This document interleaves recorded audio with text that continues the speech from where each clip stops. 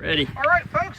So what you've noticed in the last little time lapse is that we've gone from a sort of fairly smooth road to a road that has a lot of cobbles in it. We started climbing quite a bit more steeply. I'm going to try not to spend too much time here because it is hot out here. It's getting warm. It will get a lot hotter. It's only about, I'm guessing about 10 a.m. right now.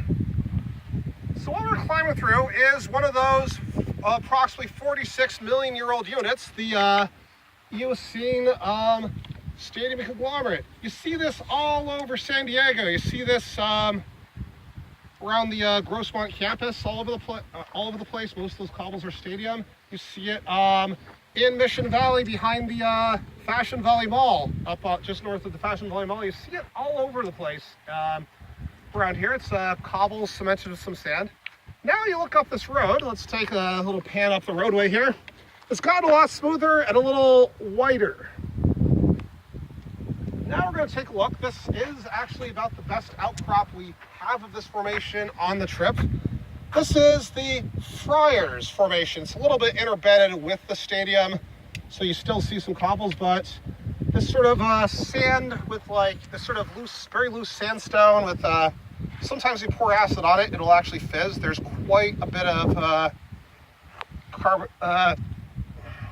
carbonaceous marine life preserved in this rock. I've even seen things like shell fossils in here before. Yeah, this is the sort of sandstone that gives you lots of clays. And this is also, you can see also evidence for the clays is all the grasses you see sprouting up here. The other evidence you see is that this stuff doesn't really hold together very well. One of the reasons you don't get many outcrops of this or many cliffs is that it's not a very cohesive unit. It crumbles in your hand. And if you get enough rain, this stuff will start sliding downwards.